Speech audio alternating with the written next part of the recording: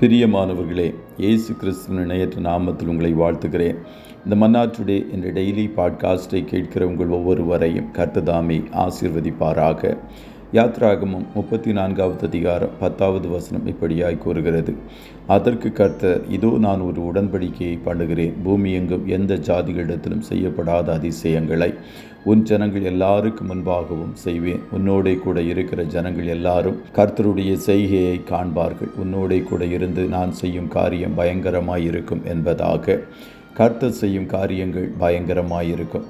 The things the Lord does are awesome என்ற தலைப்பின் கீழ் இன்றைய மன்னாவை தியானிக்கப் போகிறோம். எகிப்திலிருந்து கானானுக்கு நேராக மோசேயின் மூலமாய் நடத்தப்பட்ட இஸ்ரவேல் ஜனங்கள் தேவனுக்கு பிரியமில்லாத காரியங்களை செய்தார்கள். ஒரு முறை கர்த்தர் மோசேயை நோக்கி, நீ மலையின் மேல் என்னிடத்திற்கு ஏறி வந்து அங்கே இரு. நான் உனக்கு நீ இஸ்ரவேல் ஜனங்களுக்கு உபதேசிப்பதற்கு எழுதின நியாயப்பிரமாணத்தையும் கற்பனைகளையும் கொடுப்பேன் என்றார். அப்பொழுது மோசே தன் ஊழியக்காரனாகிய யோசுவாவோடு எழுந்து போனான். மோசே தேவ பர்வதத்தில் ஏறி போகையில் அவன் மூப்பரை நோக்கி, நாங்கள் உங்களிடத்தில் திரும்பி வரும் மட்டும் நீங்கள் இங்கே எங்களுக்காக காத்திருங்கள். ஆரோனும் ஊரும் உங்களிடத்தில் இருக்கிறார்கள். ஒருவனுக்கு யாதொரு காரியம் உண்டானால் அவன் அவர்களிடத்தில் போகலாம் என்று சொல்லி பின்னர் மலையின் மேல் ஏறி மேகத்தின் நடுவிலே பிரவேசித்து இரவும் பகலும் 40 நாள் மலையில் இருந்தான். கர்த்தர் மோசேயோடு பேசி கொண்டிருந்தார். மோசே மலையிலிருந்து இறங்கி வர தாமதிக்கிறதை ஜனங்கள் கண்டபோது அவர்கள் ஆரோனிடத்தில் கூட்டம் கூடி அவனை நோக்கி, எகிப்து தேசத்திலிருந்து எங்களை அழைத்து கொண்டு வந்த அந்த மோசேக்கு என்ன சம்பவித்ததோ அறியோம். ஆதலால் நீர் எழுந்து எங்களுக்கு முன் செல்லும் தெய்வங்களை எங்களுக்காக உண்டு பண்ணும் என்றார்கள். ஆரோனும் அவர்களுடைய வார்த்தைகளை கேட்டு அவர்களிடமிருந்த பொன்னை வாங்கி சிற்ப கருவியினால் கருபிடித்து ஒரு கன்றுக்குட்டியை வார்ப்பித்தான். அப்பொழுது அவர்கள், இஸ்ரவேலரை, உங்களை எகிப்து தேசத்திலிருந்து அழைத்து கொண்டு வந்த உங்கள் தெய்வங்கள் இவைகளே என்று சொல்லி அவர்களுக்கு தேவன் விதித்த வழியை சீக்கிரமாய் விட்டு விலகி அதை பணிந்து கொண்டு அதற்கு பலியிட்டார்கள். ஆகையால் கர்த்தர் கோபம் கொண்டவராய் மோசேயை பார்த்து, இந்த ஜனங்கள் வணங்கா கழுத்துள்ளவர்கள். நான் இவர்களை அழித்து போட நீ என்னை விட்டுவிடு. உன்னை ஒரு பெரிய ஜாதியாக்குவேன் என்றார். பின்னும் கர்த்தர், வழியிலே நான் உங்களை நிர்மூலம் பண்ணாதபடிக்கு நான் உங்கள் நடுவே செல்ல மாட்டேன் என்றார். ஆனால் மோசே கர்த்தரை நோக்கி, உம்முடைய சமூகம் பிரசன்னம் என்னோடே கூட செல்லாமல் போனார் எங்களை இவ்விடத்திலிருந்து கொண்டு போகாதிரும். எனக்கும் உமது ஜனங்களுக்கும் உம்முடைய கண்களிலே கிருபை கிடைத்தது என்பதை எதனால் அறியப்படும்?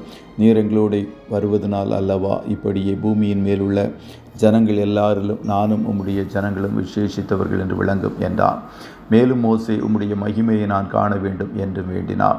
இப்படி மோசே கர்த்தருடைய சமூகத்தையும் மகிமையையும் அதிகம் வாஞ்சித்தபடியால் கிருபை பெற்றான். அப்பொழுது கர்த்தர் மோசேயை பார்த்து, பூமி எங்கும் எந்த ஜாதிகளிடத்திலும் செய்யப்படாத அதிசயங்களை உன் ஜனங்கள் எல்லாருக்கும் முன்பாகவும் செய்வேன். உன்னோடே கூட இருக்கிற ஜனங்கள் எல்லாரும் கர்த்தருடைய செய்கையை காண்பார்கள். உன்னோடே கூட இருந்து நான் செய்யும் காரியம் பயங்கரமாயிருக்கும் என்று உடன்படிக்கை பண்ணினான்.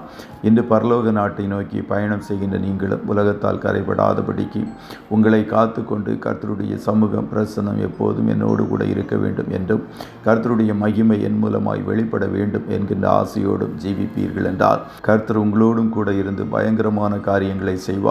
உங்களோட கூட இருக்கிற ஜனங்கள் எல்லாரும் அதை காண்பார்கள். அது பூமி எங்கும் எந்த ஜாதிகளிடத்திலும் செய்யப்படாத அதிசயங்களாக காணப்படும் என்பதில் எந்த சந்தேகமும் இல்லை. கர்த்தர் தாமே உங்கள் ஒவ்வொருவரையும் ஆசீர்வதிப்பாராக. ஜெபம் செய்வோமா?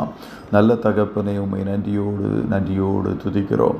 இந்த மன்னா டுடே என்ற டெய்லி பாட்காஸ்டை கேட்கிற உம்முடைய பிள்ளைகள் ஒவ்வொருவரையும் கர்த்தர் தாமே ஆசீர்வதிப்பீராக. அப்பா, உம்முடைய பிள்ளைகளோடு நீர் இருந்து இவர்களுக்காக செய்ய போகிற காரியங்கள் பயங்கரமாக இருக்கும் என்று வாக்கு கொடுத்தீரே, அதற்காய் கோடி ஸ்தோத்திரம். ஒரு நாளும் உடைய பிள்ளைகள் உம்மை சேவிப்பதை விட்டு புறஜாதிகளின் பழக்கத்தை கற்றுக்கொள்ளாதபடி ஒரு மனதோடு உம்மை சேவிக்க வேண்டிய கிருபைகளை பரத்திலிருந்து கர்த்தர் இவர்களுக்கு கொடுப்பீராக.